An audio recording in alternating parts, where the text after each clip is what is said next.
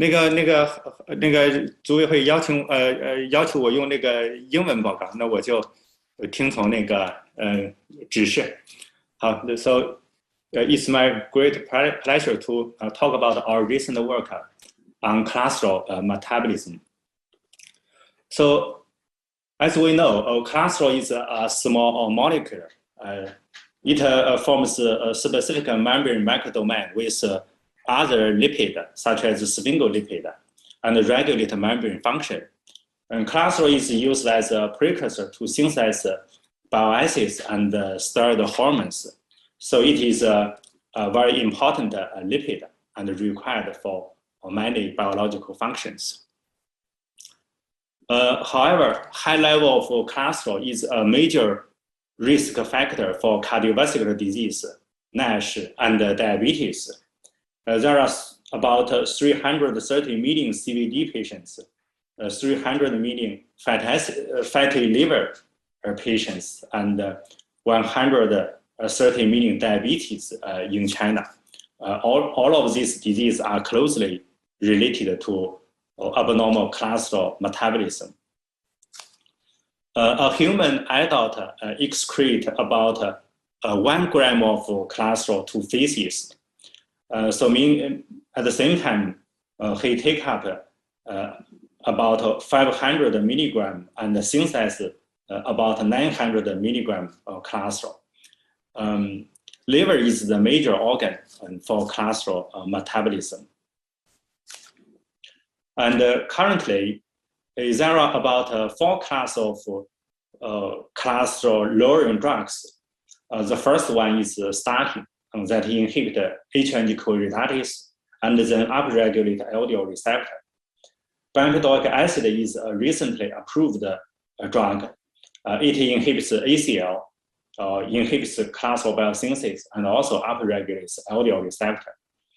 PCSK9 antibody or siRNA stabilize LDL receptor and promote the LDL clearance.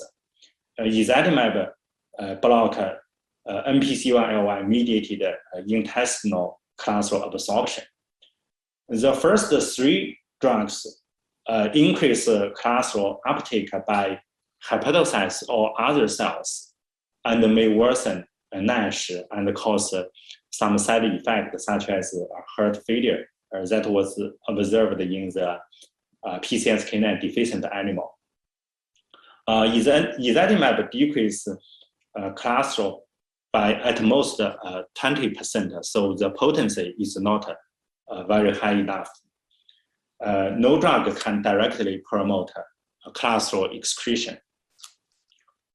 The lipid levels are influenced by diets and genetics.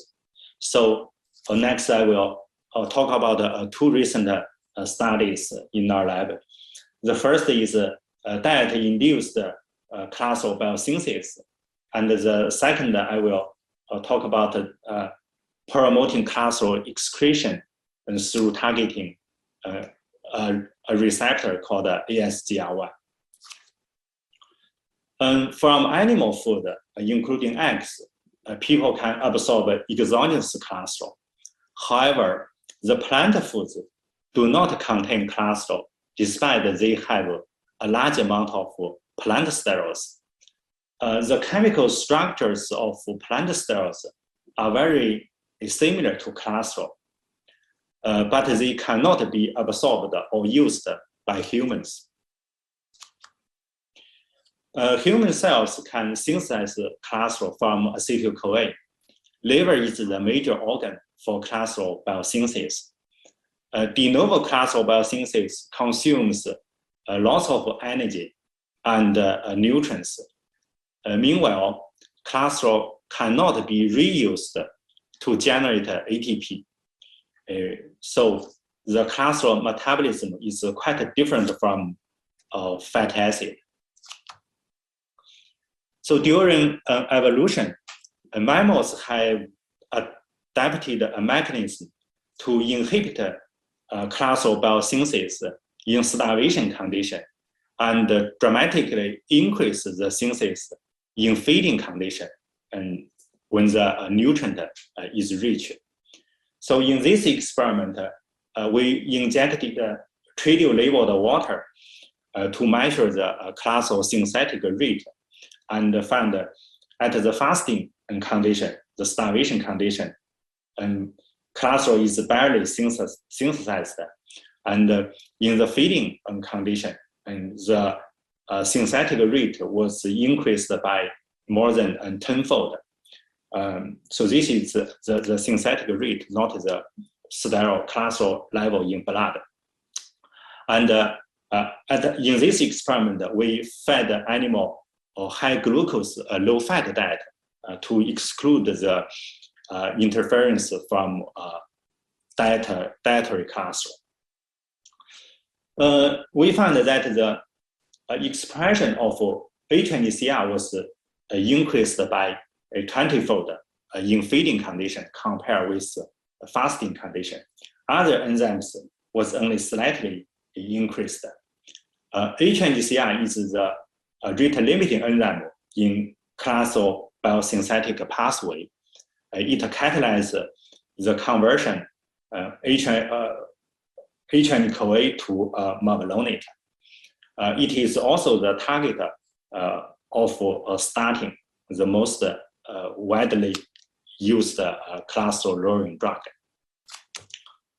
We then found that the deubiquitin enzyme USP20 is critical for the feeding-induced increase of HNDCR. In the USP20 liver KO animal, refeeding failed to increase HNDCR protein level and the cholesterol biosynthesis. Meanwhile, the animal was lean and with less fat. The cholesterol and triglycerol levels in lipoproteins were much less in the USP20 liver KO mice than the wild type animal.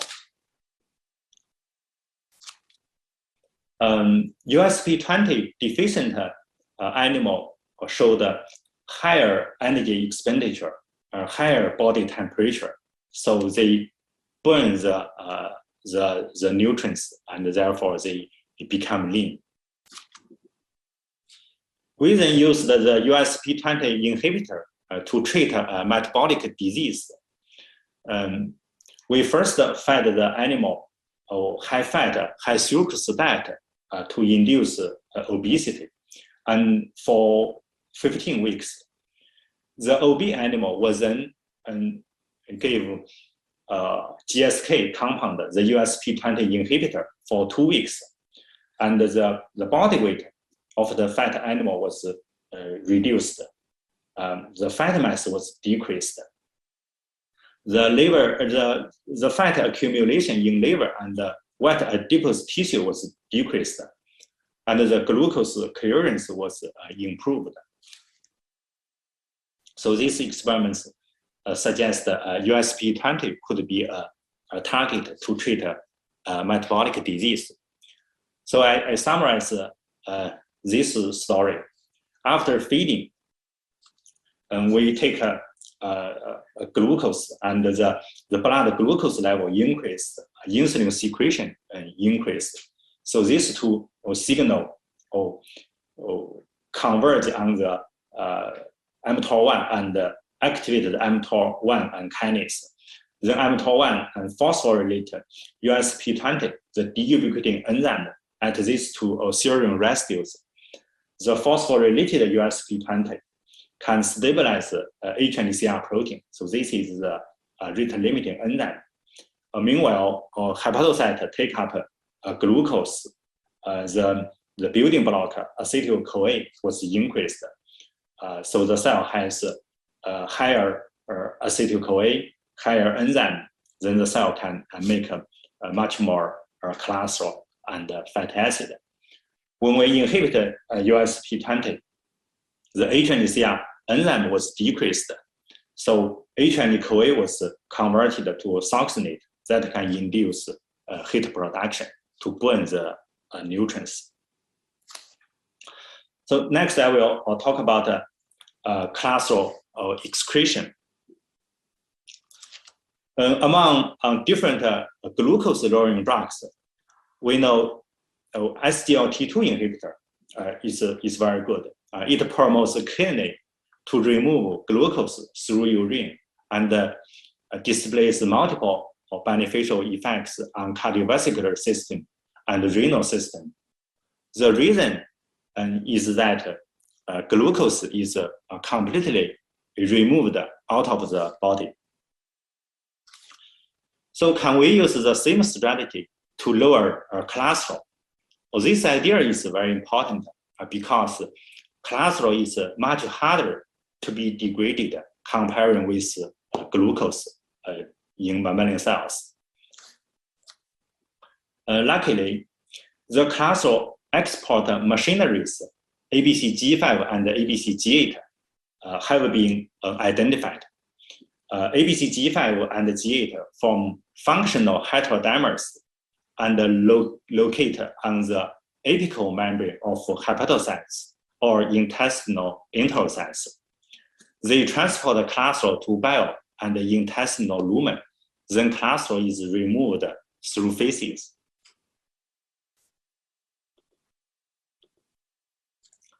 ABCG5 and G8 were first found in 2000 by Helen Hobbs' lab. They identified these genes based on the study a disease called cytostauremia. A mutation of ABCG5 and G8 causes cytostauremia because ABCG5 and G8 also pumps plant sterols besides cholesterol. The cytostauremia patients show much higher plant sterols and cholesterol in their blood, and they have early onset cardiovascular disease. ABCG5 and G8 locate in the same locus of chromatin and share the same promoter region. They are transcriptionally activated by LXR, the famous nuclear receptor. So transgenically overexpressed ABCG5 and G8 can lower lipid levels in blood and liver because the cholesterol is excreted to bile and feces. The LXR agonist, T compound, can also upregulate the transcription of ABCG5 and ABCG8. Then the cholesterol was excreted to bile and feces. So the total cholesterol level in liver and blood was decreased. However, since LXR also upregulate SIBP1C and increase fatty acid biosynthesis, the triglyceride level in liver and blood were dramatically increased. So that you can see the liver become obvious fatty liver. And therefore, the pan-LXR agonists have been abandoned by pharmaceutical companies.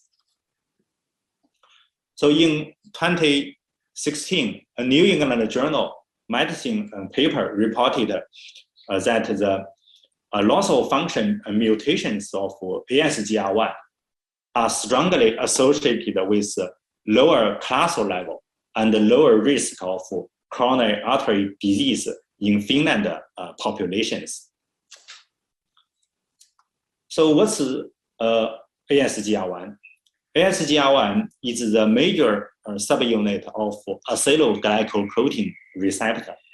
As we know, most of blood proteins contain salic acid at the terminal of its glycans. Removal of salic acid exposes galactose and accelerate the protein turnover. ASGR1 can bind to galactose with higher affinity than internalize the glycoprotein, deliver them to lysosomes for degradation. So that's the basic biochemical function of ASGR1. ASGR1 is highly expressed in hepatocytes. So at first, when the New England Journal of Medicine paper published the association between ASGR1 and cholesterol, people thought ASGR1 affects cholesterol levels through controlling the LDL receptor, because the LDL receptor is a glycoprotein. However, our results show that ASGR1 does not directly change the protein level of LDL receptor. You can see this is in control cell, this is in ASGR1 knockdown cell. The LDL receptor levels are similar in the presence or absence of PCSK9 treatment. And we also found that the ASGR1 has no effect on LDL clearance or HNE co-reductase degradation or SIBP cleavage. Then we performed the RNA-seq analysis on wild-type and ASGR1 knockdown cells. Surprisingly, the mRNA levels of ABCG5 and G8 were dramatically increased. The protein level of LXR alpha was also increased. Those increased are all LXR target genes. ASGR1 is almost exclusively expressed in liver hepatocyte. Knockout ASGR1 reduced the lipid content in liver and in blood.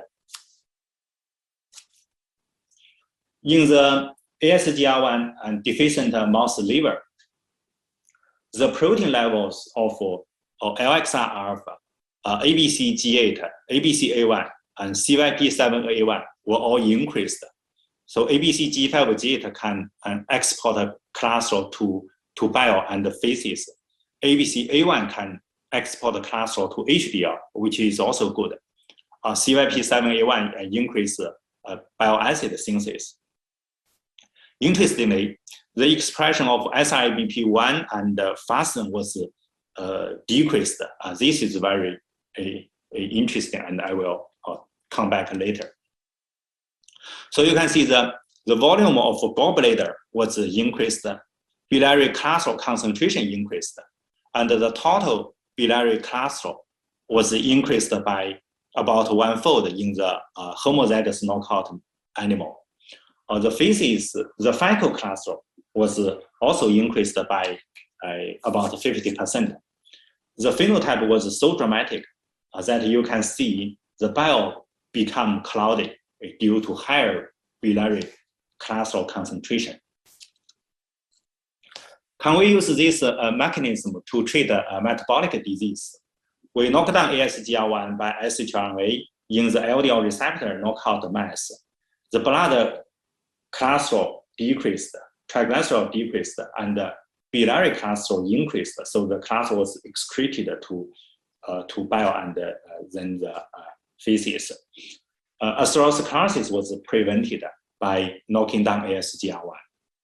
This experiment was done in the ASGR1 in the LDL receptor animal, so further confirming that the effect of ASGR1 was independent of LDL receptor. We then made an anti-ASGR1 neutralizing antibody, a 4B9. So this antibody can decrease serum total cholesterol or triglyceride level and increase biliary cholesterol, or increase fecal cholesterol. Meanwhile, this neutralizing antibody shows synergistic lipid lowering effect with atorvastatin or ezetimibe. So together with atorvastatin or ezetimibe, cholesterol level can be further decreased. So here I summarize this part of work. In addition to macropinocytosis and autophagy, we find the ASGR1 mediated acylglycoprotein uptake and lysosomal degradation is a source of lysosomal amino acid that can regulate mTOR1 and AMPK in liver. Inhibition ASGR1 cause the lysosomal amino acid level decrease, then mTOR1 is inhibited, and AMPK is activated, which causes the decrease of E3 complex, BRCA1 and BRD1, then LXR level was increased. So the expression of ABCG5 and G8 and ABCA1 were increased.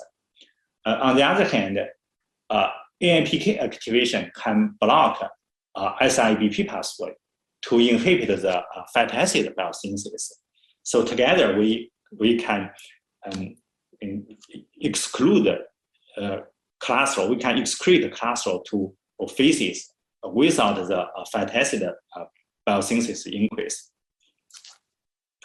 So I will stop here, and the work was mainly done by Wang Jixun and Lu Xiaoyi with the help of other students, and I appreciate our collaborators and the funding and support. Thank you again for inviting me.